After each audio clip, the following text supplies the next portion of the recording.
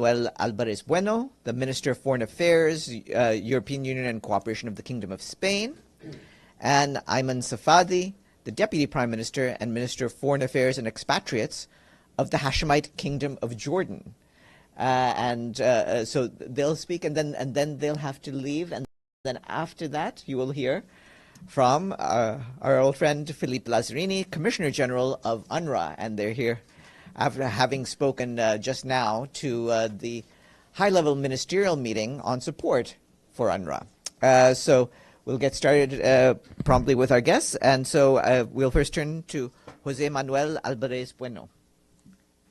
Thank you, and let me begin by expressing all my gratitude to my dear friends and close partner, Deputy Prime Minister and Minister of Foreign Affairs, Ayman Safadi, and Commissioner General Lazzarini, whom I commend for his extraordinary work as the head of UNRWA in a very difficult situation. I want to extend also my recognition and appreciation to UNRWA's personnel in very dramatic circumstances. We share your grief for the death of your co-workers. We feel them like our own losses. Spain will continue to strongly condemn all targeted attacks aimed at humanitarian workers and its facilities. Today's meeting has been a sign of the wide support for UNRWA, and let me be very clear. There is no alternative to UNRWA. There is no alternative to UNRWA in Gaza or elsewhere.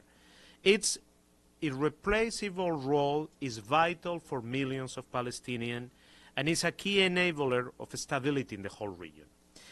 The agency, I'm sure, will also be an essential actor the day after, until the Palestinian Authority fully assumes its functions, as well as UNRWA's. I want to very briefly mention Spain's concern regarding the situation faced also by other humanitarian actors and NGOs who are at risk of being expelled despite their key role in Gaza's human-induced famine, as confirmed by the UN IPC report. We are witnessing a deeply alarming shrinking humanitarian space. Unilateral actions have terrible consequences on the ground, and therefore, and I was very clear in the meeting, we must all join efforts to help UNRWA withstand external political and legal actions against the agency and its mandate. As responsible members of the international community, we have a moral and legal responsibility to stop the ongoing and unbearable situation unfolding on the ground. And we are very much aware we cannot do it alone, and that's why we should work within the UN system as we have done it today. Spain cannot and will not remain indifferent to the suffering of Palestine, of the Palestinian people, of the Palestinian refugees, and our support to UNRWA is and will be unwavering. Our political support has been showcased over Spain's past UNRWA ADCOM presidency, which has allowed us to advance in the implementation of the Colonna report, and we stand ready to offer our ongoing support.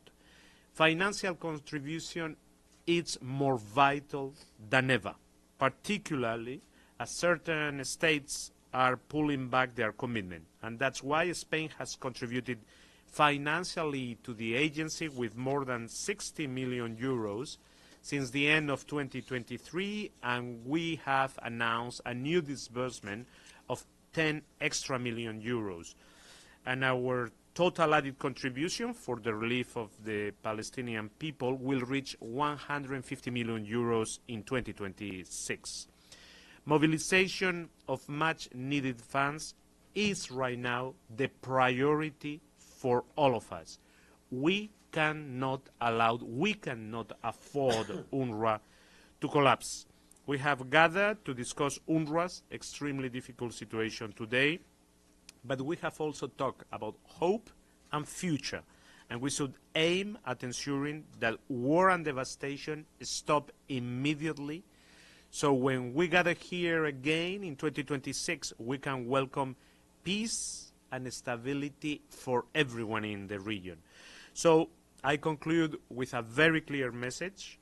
UNRWA must come out reinforced from today's meeting. There is no alternative, no other alternative. The suffering of millions of Palestinians are a reason clear for UNRWA to continue going on.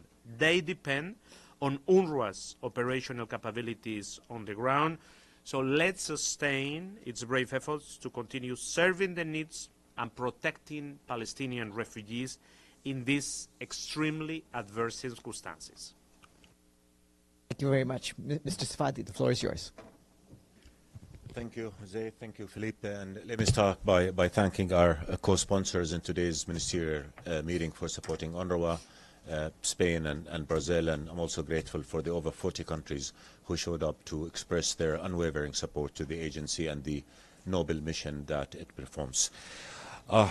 Look, long before the genocide in Gaza started, long before Israel destroyed Gaza's schools, long before Israel buried the children of Gaza under the rubble of their homes, long before Israel closed the schools to over 600,000 kids, UNRWA was there, bringing hope, offering education, offering support. The work of UNRWA is reflected in the hundreds of thousands of Palestinian boys and girls who were able to finish their schools, to get jobs, to get education, and to move on with their lives despite the oppression of occupation. And UNRWA has to stay there. Now Gaza is flattened. Israel has turned Gaza into a wasteland. Hundreds of thousands of children are traumatized. Tens of thousands of kids have lost their families. Gaza is basically a land of waste where 2.3 million people are living in displacement. We all know the world now has come a long distance from the early days of the aggression. More and more countries are realizing that this atrocity cannot continue, that this massacre has to stop, that the Palestinian people have to have a life, that Palestinian children have to go to school, that mothers do not have to watch their children waste away before their eyes because they cannot give them baby formula. As Israel not only continues with its vicious aggression in Gaza, but continues with preventing them from getting aid, not allowing food, not allowing bread, not allowing water to go into Gaza. The war will have to end, and when it ends, we need UNRWA. Because UNRWA knows Gaza better than anybody else. Because UNRWA has been there for the people of Gaza through the years of siege, long before the war. Because UNRWA knows how to rebuild the schools, how to rebuild the clinics, how to connect to the people who trust UNRWA. And that is why we have to save UNRWA. UNRWA has been targeted long before October 7th. It has been targeted since. And it has made the ultimate sacrifice. It paid in blood. Over 340 UNRWA workers have been killed in this massacre. And yet, UNRWA persists. It perseveres. UNRWA staff who bury their kin leave and try to give help to others in need in Gaza. That's why we must save UNRWA. That's why we say UNRWA is indispensable. Its role is irreplaceable. We need to support UNRWA. If we care about Palestinian children, if we care about our human values, if we are committed to the Charter of the United Nations, if we care about humanity, our humanity, we have to support UNRWA because nobody will be able to help Palestinians like UNRWA will be able to. UNRWA now is facing tremendous challenges. On the ground, its staff is being hunted. It has no money to continue its operations. And that is why we're here to call on all member states of the United Nations to translate their political support for UNRWA, expressed so articulately in the renewal of its mandate, to translate that support into action by ensuring that UNRWA has the resources it needs to help Gazans once this war ends and once the reality of Gaza is out there for all of us to see. Nobody has been allowed, in terms of journalists, to go to Gaza and see what is going on there. But once journalists are allowed to go into Gaza, once they see how much destruction there is, once they see how many children have nobody to go to, once they realize the impact of 600,000 Palestinian kids not going to school for 2 years in a row, they'll realize how much we need UNRWA. So it is imperative that we all come together, support UNRWA politically, salute it, celebrate it for the sacrifices it's making, and also fund it so that it can restore life to Gaza. It can restore hope to the people of Gaza. UNRWA was born out of the agony of the Palestinian people. It has to stay until their misery ends by the fulfillment of their legitimate right, indispensable right, inalienable right to freedom, statehood, dignity and life, simple life. Palestinian children simply need to live, simply need not to worry about being killed when they go to school, if there's a school for them to go to. That's why we must support UNRWA. That's why we must stand by UNRWA. And that's why we continue to organize those conferences alongside UNGA to urge all our partners to support UNRWA, to fund it, to make sure that it has the resources to be able to do its job. Thank you so much. Thank you. All right.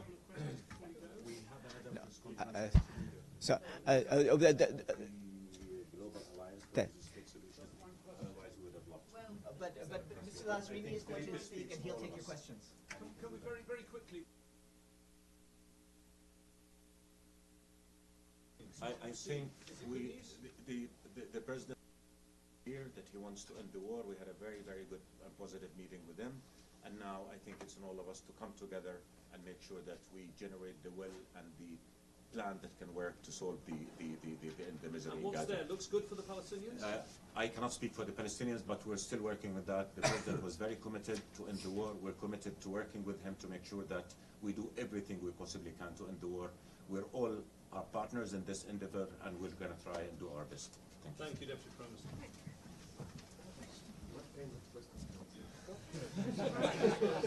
And I'm going to keep you company here on this. That's very But you see, you still have one person who will talk and take your questions, and that is the Commissioner General of UNRWA, Philippe Lazzarini. Mr. Lazzarini. Thank you so much. And in fact, I won't talk very long because I had two eminent colleagues who spoke about the conference, spoke about UNRWA, spoke about the situation, of course, in the OPT. Maybe just to say we had this ministerial meeting now co-chaired by Brazil, Jordan, and Spain. The main objective, of course, was to continue to garner the necessary support to the agency mandate, to safeguard it, but also it was a meeting where we had to draw the attention about the precarious financial situation of the agency. But let me, I know that we have said almost everything about Gaza, that most of the time we are out of word, but I think it's always important, day after day after day, to remind ourselves about the horror unfolding there, just to make sure that we do not start to feel, jaded or indifferent. What's going on in Gaza is absolutely unbearable. We had a week ago, last week, the Commission of Inquiry, which came to its conclusion describing it as a genocide. It added, in fact, its conclusion to many other, I would say, scholars or NGOs, including Israeli NGOs, who basically concluded to the same. And it is true that Gaza today, people are experiencing hell in all its possible facets.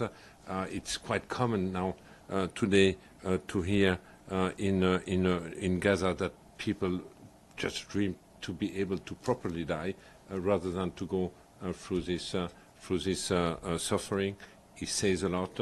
I think during this week there have been also a few events where we were reminded about the fate of the children, the war on the children, the number of children, the highest number in the world of amputees, amputation taking place without sterilization, the fact that on a daily basis you have the equivalent of a full classroom of children dying, one every hour, 25, 28 on a daily basis. So I think it's very important to keep, expressing total outrage on what's going on. And of course, what part of our frustration is that this outrage has not yet been translated into meaningful action, putting an end to the atrocity that we are recording on a daily basis. We were talking also about the agency. I think we discussed many times in this room about the price ultimately my colleagues have paid on the ground. Today we talk about more than 370 colleagues who have been killed. There might be even more because of the major military offensive taking place right now in Gaza. We do not have all the information on real time. Also the extent of the attack the agency has been under politically in terms of disinformation campaign, but also the bills which have been adopted by the Knesset, constraining, in fact, the ability of the agency to properly operate, mainly in Gaza. Having said that, we are still operational in Gaza. We still have 12,000 staff. They are still on a daily basis and against all odds providing health services, doing nutritional screening for the children, ensuring access to clean water, managing shelter, providing, whenever it is possible, some psychosocial support to the children. So while the agency is constrained when it comes to delivering life-saving assistance or food to the population, all the other services are continuing, of course, bearing in mind the context in which our colleagues are evolving. I also regularly remind this absurd or obscene reality where, on one hand, we have a fabricated famine, a man-made famine in Gaza, and we have tons of goods waiting outside of Gaza. Only UNRWA as an agency, we have available the equivalent of 3 months of food covering the need of the population. And collectively, we have shown during the last ceasefire that when there is a will, when obstacles are lifted, collectively we succeeded to reverse the tide and answer to the growing hunger in Gaza. One or two words about our financial situation. My call to the member states is to bridge the situation between now and the end of the first quarter next year. Why the first quarter next year? Because traditionally we used to receive in January the US contribution and funding, which allowed the agency to start the year with a deficit, but now this won't be possible, and the need for new money, in fact, is right now $200 million. We have succeeded to muddle through until now, until the end of September. We have also put in place a drastic cost control and austerity measure within the organization, but it doesn't mean that we will succeed to continue to muddle through. So without significant new money, the agency will be obliged to take, I would say, additional drastic measure. Maybe last but not least, my plea to the member states today. Of course, we all know we needed yesterday a ceasefire. We needed yesterday the release of the hostages. We needed yesterday a scaling up of the humanitarian assistance to reverse what's unfolding under our watch. But we also need now that we restore the humanitarian response as it was at the time of the ceasefire. It's grotesque that it has been replaced by a system for which the main objective is to support, in fact, military and political objective. Here I refer to the Gaza Humanitarian Foundation.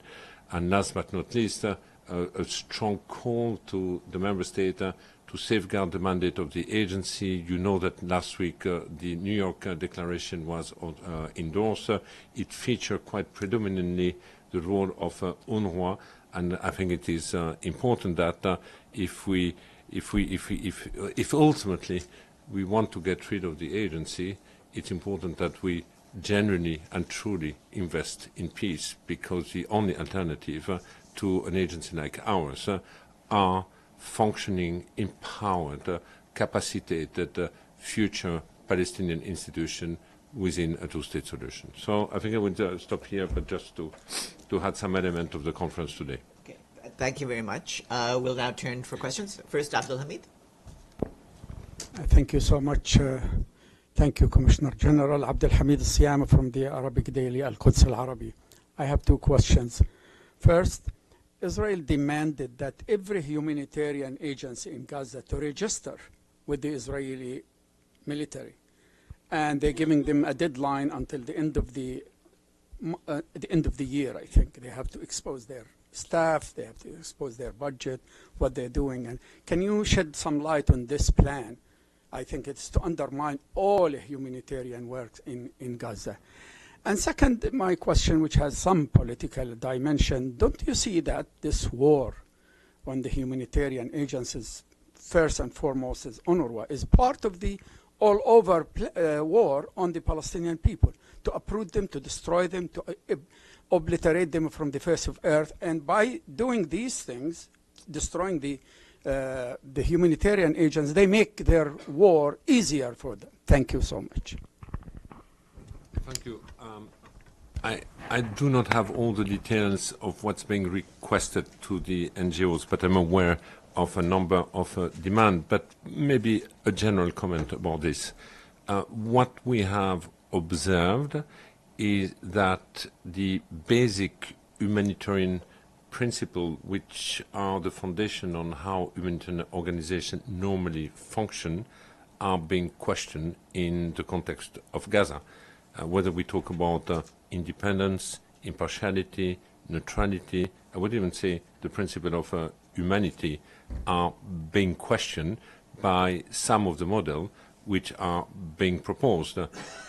If we talk about the Gaza Humanitarian Forum, we went from hundreds of distribution points to 4 located in the south, nearby military position, forcing, in fact, people to move from where they are. This is not the kind of impartial, independent type of humanitarian assistance based on the notion of humanity being provided to the most vulnerable one.